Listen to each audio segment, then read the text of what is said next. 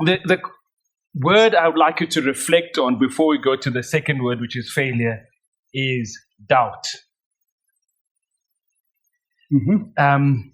Because you've been speaking about taking a risk, you've been speaking about getting lucky, you've been speaking about being in control, and with all the endowments and the benefits of all of those, I wonder, does doubt ever creep in? And what do you do with that doubt? Sometimes more than I would like to accept that I do develop doubts. 5 years ago, I got given the opportunity, as you know, to lead Investec as the Chief Executive. I always leave the O part because an officer sounds military and command and control. Brett knows I like Chief Executive without the O. So I followed a founder who had been in the business for 40 years. Somebody who is larger than life. The most complete banker the country has had in its existence. And here comes this guy with a bit of an interesting background. How do you succeed? And at the time, we hadn't performed well as a business. The markets are caning us. And develop a plan, worked hard, extremely hard to develop a plan to get the business to work well. But I must tell you, convincing the team and presenting the core ideas that the team and I would work on, I didn't think necessarily that they would be supportive. Some of them are better bankers than I am. Richard Wainwright is a great banker. Somebody like a Kieran Whelan, a great private banker. They would know in those areas more than I would. But again, leadership is about bringing teams together, defining a common destiny, a destination, a direction of travel, and organizing around this team, having agreed what you're going for, resources, and providing the space for people to bring their talents.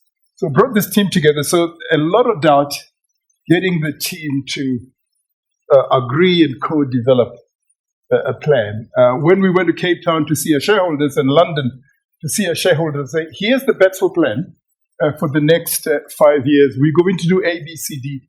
These are the outcomes that we think we can get in 5 years. But so that you don't wait for 5 years, we will give you a medium-term milestone to measure success. So at every one of these meetings, you look into a shareholder's eye, and you can only be filled with doubt. I remember one of the larger shareholders, they own about 7-8% of the business in Cape Town. The guy says, man, I love the way you're talking about it. You're talking about the cost of equity, and you're talking about getting a return above the cost of equity. And the guy says, I like it, but goodness me, I think your plans are unrealistic. I mean, having put a proper presentation and having been passionate about it, the guy says, I like it, but looks unrealistic, chump. So at every one of those moments, you get a sense of doubt. When I left teaching at university, and an older guy, somebody that I idolized, says to me, are you sure this is what you want to do? You are likely to come back to me with your tail between your legs. For me, it is absolutely natural. You know who tells you that they don't get doubtful, they don't get a sense of fear when they undertake a big project? They are probably being a little foreign to the truth. But what the most successful do, they prepare well, they back themselves to execute on the plan that they have in place, and they go for it. Sometimes they don't succeed. We have succeeded with the team that we have now beyond every measure that we put out in February 2019. We had what we called a capital markets day. Some of you, let me have the elephant in the room. Some of you thought that I got paid nicely last year. Just to you don't have to ask that question. He's just answered himself. So when we agreed with our shareholders what the battle plan was, we also said if we achieve this particular outcome, you're going to reward our people this way. And a lot of that reward was tied to the share price. So we were able to get, depending on the measure you use, around 4 times the share price we started off with. So if you got given, as I was, and I'm not talking about this too much, I'm just trying to give you a sense of success. If you got given £1 million, that turns into £4 million, and it feels like it's a lot of money. But it's executing on a plan and tying your own fate and the fate of your colleagues. And by the way, all my colleagues at Investec, they didn't make the headlines, but they were all right. Mara Fani, you mean you were given £1 million and it became 4 million? Yeah. I know, that's good. That's good. And that's not magic, okay? So this thing called doubt... I lost my thought a little bit. I apologize. We'll bring you back. This thing called doubt, today we call it imposter syndrome. Yeah. And you are using a more recent example to explain how you are navigating that doubt. So not everybody is as old as we are. You know, I see 1 or 2 people. Dr. Lamberti there is our age. You know, Mark has been kind. Most of the people here did not grow up in the world of standards. They grew up in the world of grades. Yes. And they were born digital. So for them, so put yourself in a 30-year-old's shoe. Mm-hmm. And so as a young person, as a 30-year-old in business, in Kagiso, how did you manage doubt? Because the stakes were very different then, right? Compared to the stakes now. Because I think that will be... Stakes are a bit bigger now. Well, yes, bigger, but I think the intensity was different given your age then, right? Yeah. I mean, I've always taken as a North Star this idea, as I said earlier, about a set of skills that allow you. They give you a license to be at the table and working harder than anyone else and trying to make an impact. So that's been my guiding star, as it were.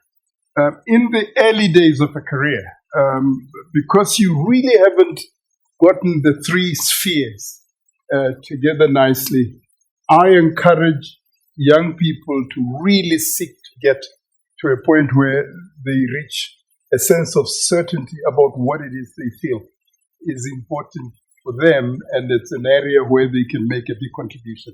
So in the early days, and I say this to young people, you have to guard your confidence with everything you have.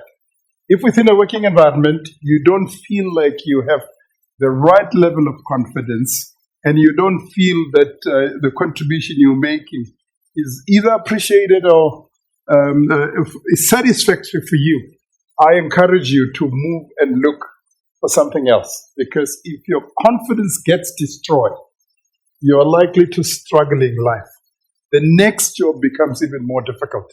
So in the early years, from say 25 to about 30, 35.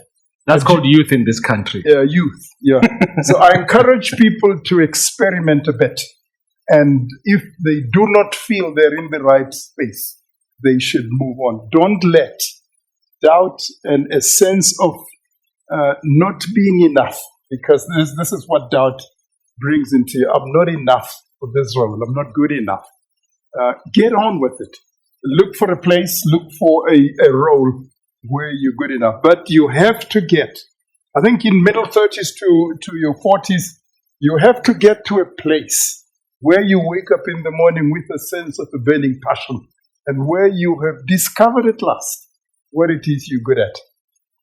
So find that, and that allows you to conquer the doubt. When you know what you know and what you really are passionate about, even if the mountain looks quite steep to climb, there will be something inside of you that says, yeah, the mountain may be quite steep, but boy, do I have it in me to conquer. And you're when the you ox, slip and you you still fall, have a lot in your tank. You keep going.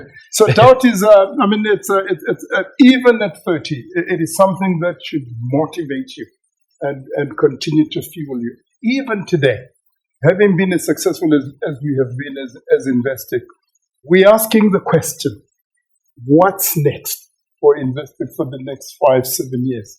How do we create the kind of impact and legacy that you don't need to defend? So, over the last 2 years, we worked on a deeper understanding of the meaning of our corporate. Because, I've talked about returns, I've talked about pay and money.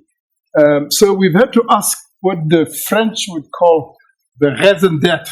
What is your actual reason to be? Do you fulfill in society a particular specific purpose that if you were not there, your clients would miss you and they would wish you remained relevant to them? So we've asked that question for 2 years. We've spoken to probably more than 2,000-3,000 of our colleagues, if not more, so that we can distill for ourselves something that binds us together as an organization. And we came up to this simple idea, really simple, that we exist to create enduring worth. So we want to make a difference, we want to be long-term, and we are multi-stakeholder. In other words, we have a duty of care and loyalty to our people. We have a duty of care and loyalty to our clients. We have a responsibility to the environment that we reduce harm and do good. We have a duty to be ethical in how we operate, pay our taxes. And some of you will know that we have been involved in some controversy around paying taxes in Europe. And we've had to deal with that controversy, and we continue to work with the regulators out in Europe to reckon with what may have happened there. But you have to have a fundamental commitment to doing what's right as a corporate, and you have to, as our predecessor said, you have to live in society and not off it.